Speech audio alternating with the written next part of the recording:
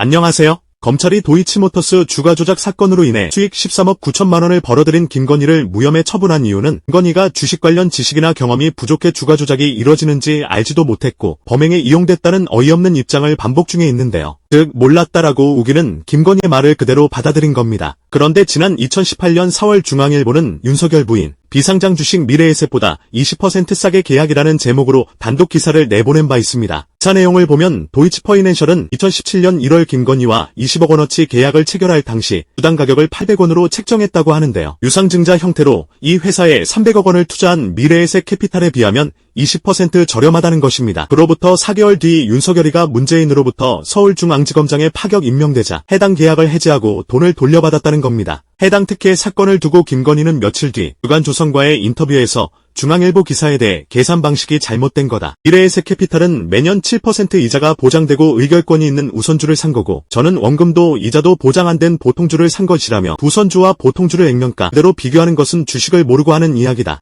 10원도 시세 차익을 거둔 것이 없다. 남편이 지검장이 된 직후 원금만 돌려받고 계약을 해지했다라고 했습니다. 또 당시 국힘 전신 자유한국당이 해당 주식 매입과 관련해 내부자 거래 아니냐라고 물은 데 대해서도 말도 안 되는 소리다. 도이치파이낸셜 대표의 권유를 받고 본인에게 직접 산 것이기 때문에 아무 문제가 없다라고 반발했습니다. 여기서 기사 내용을 보면 김건희는 1990년대 후반 IT붐이 일었을 때 주식으로 번 돈이 미천이 됐고 그 후 사업체를 운영하며 재산을 불렸다고 전한 내용도 있습니다. IT붐이 일었던 시기는 IMF 외환위기 직후라 할 수 있는데 약 25년 전 일입니다. 문제의 도이치모터스 주가 조작 사건이 있기 10여 년 전부터 김건희는 주식으로 돈을 만져봤다는 얘기입니다. 맞춤법 하나도 안 맞아 논문을 거의 다 복붙한 것으로 확신하는 김건희가 주식에 있어서만큼은 분명 베테랑 아니었겠습니까? 주식으로 돈 버는 것은 그 분야 전문가들도 어려운 일인데 말입니다. 이를 두고 박지원 더불어민주당 의원은 지난 18일 국정감사에서 어떤 일반 투자자가 오너한테 주식도 받기 전에 현금 20억 원을 주고 상장 BW를 살 수 있겠나라며 이래도 주식 전문가가 아니냐라고 물었습니다. 해당 사안은 윤석열 검찰총장 인사청문회 때도 지적됐던 사안으로 당시 김진태가 정면으로 윤석열에게 거론한 내용이기도 합니다. 당시 김진태는 최은순의 범죄 혐의를 저격하는 데 있어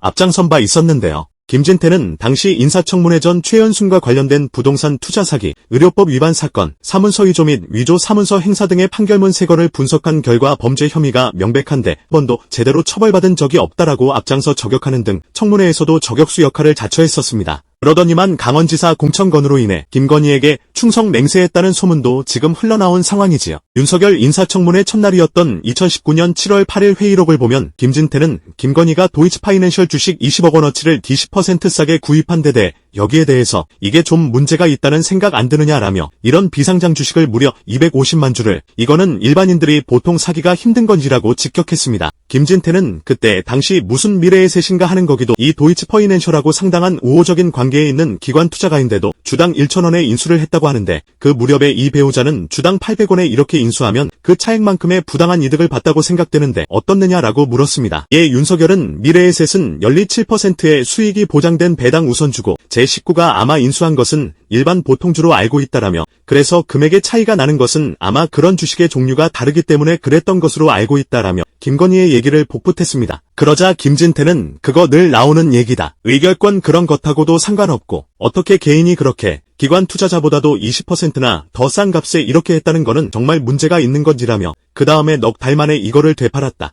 우리가 이런 사정이 있으니까 중앙검사장이 됐다는 얘기는 재산을 공개해야 되는 거다. 그전 평검사 땐 등록만 하면 됐는데 그러면 거기서 금방 또 이거를 다시 사줬다. 일반인들이 그렇게 샀다 팔았다 막 할 수 있느냐. 우리 사정이 있으니까 그거 원래대로 다시 사주세요 할 수 있나라고 물었습니다. 이에 윤석열이는 저도 자세한 내용은 모릅니다만 그때 아마 해약 규정이 있어가지고 거기서 따라서 일정 기간 안에는 그것 사간 가격대로 돌릴 수 있는 뭐 그런 게 있어서 그렇게 한 걸로 알고 있다라며 넘어갔습니다. 해당 사건의 경우 청문회 도중 뉴스타파가 보도한 윤석열이의 거짓말 파동. 신의 최측근 윤대진의 형인 윤우진 전 용산세 무서장에게 후배 검사인 이남석 변호사를 소개시켜줬다 건으로 인해 별 이슈화되지 않았고 이렇게 구체적으로 질문한 자 역시 김진태뿐이었습니다. 그러다 주가 조작건이 뉴스타파에서 보도된 이후로 이렇게까지 커진 것인데요. 6년 반 전 김건희의 인터뷰 내용이 이창수를 필두로 한 윤석열 수와 검찰의 행태를 더욱 우습게 만들고 있는 격입니다. 그럼에도 이명박이에게 대놓고 면죄부를 줬던 BBK 특검팀에도 윤석열이와 함께 있었던 국힘 유상범은 주가 조작 세력 간 통화 녹취를 통해 김 여사만 괜히 피해자,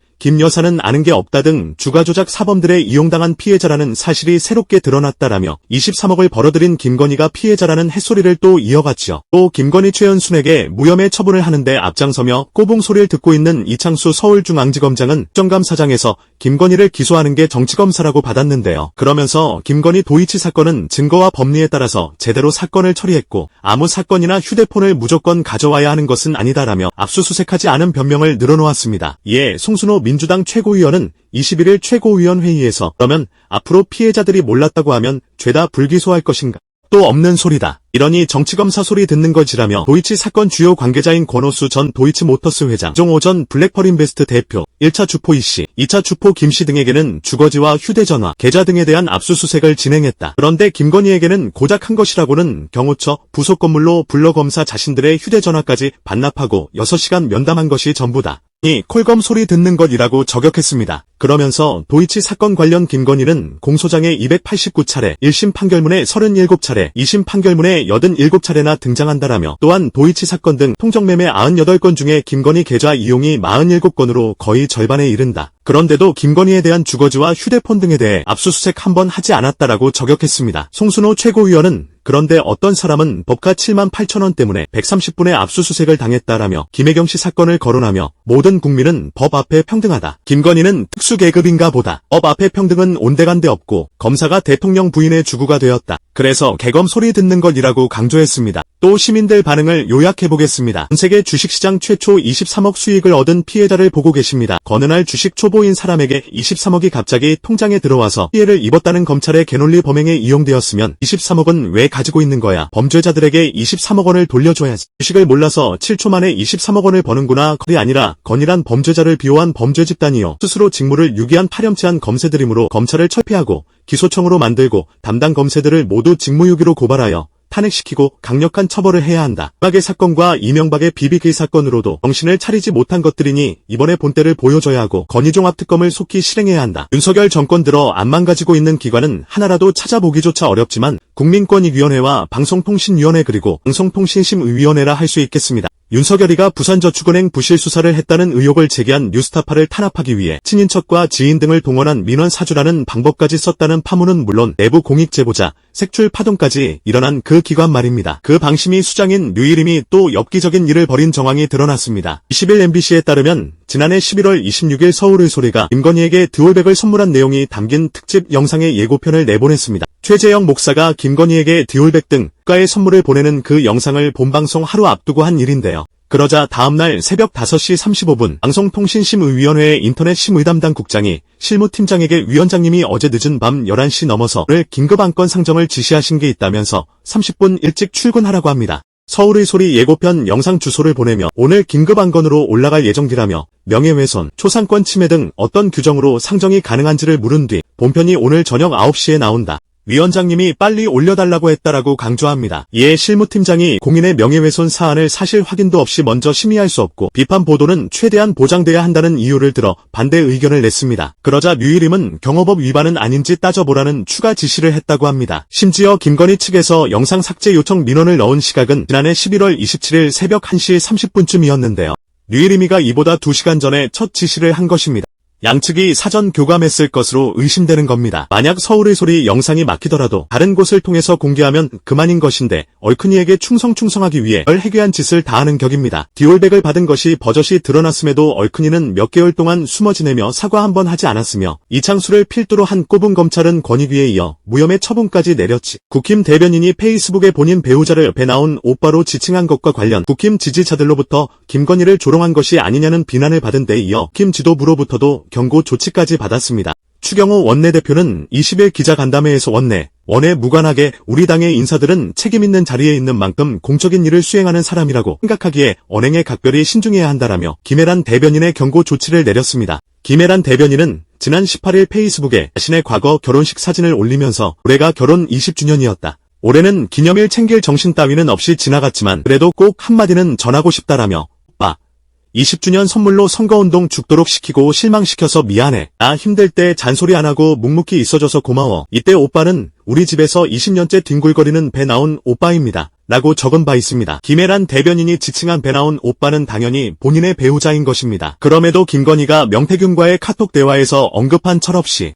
떠드는 우리 오빠 무식하면 원 레그레요 문장을 떠올리게 한다며 김혜란 대변인에게 온갖 비난을 가하는 극성 지지자들이 있었다는 겁니다. 그 철없이 떠드는 무식한 오빠가 윤석열이라는 거 누구나 알 수 있으니 더욱 발끈하는 건가 봅니다. 명태균이 분명 앞서 언급한 건 이준석인데 용화대 입장대로 생물학적 오빠인 김진우라면 진우가 대선 당시 요직이라도 맡았던 겁니까? 김혜란은 이후 그를 통해 제 개인정보인 전화번호를 누군가 악의적으로 인터넷 커뮤니티에 유출하고 집단적인 사이버 테러를 한 정황이 드러났다라며 가족들 얼굴 다 나온 제 결혼식 사진이 결혼 20주년 기념으로 모멸적으로 내돌려졌다. 관련자들 모두 법적 책임지셔야 한다라고 본인이 극성 친윤 지지자들로 인해 상터리까지 당하고 있다고 호소할 정도였습니다. 또 친윤계 의원들 역시 당 소속 의원들의 단체 대화방에서 김혜란 대변인의 징계나 당직 사퇴를 요구하기도 한 것으로 전해졌습니다. 오랫동안 박근혜의 수하 노릇을 해온 유영아 국힘의원 역시 페이스북에 걷던 변명을 해도 대중이 바보가 아닌 이상 그 행간의 숨은 뜻을 모를까 싶다며 집권당의 대변인이라는 무게가 그가 감당하기에는 너무 무겁게 느껴지는 것은 비단 나만의 느낌은 아닐 것이라며 저격하기도 했습니다. 얼큰이 여사께서 오빠라는 단어마저 오염시키며 다른 극단주의자들의 광기 그리고 이해할 수 없는 상황을 또 불러온 것입니다. 이것은 바이든을 날리면이라고 우기는 것과 전혀 다를 게 없잖습니까? 이런 짓을 언제까지 우리가 봐야 합니까? 오늘도 감사합니다. 늘 건강하십시오.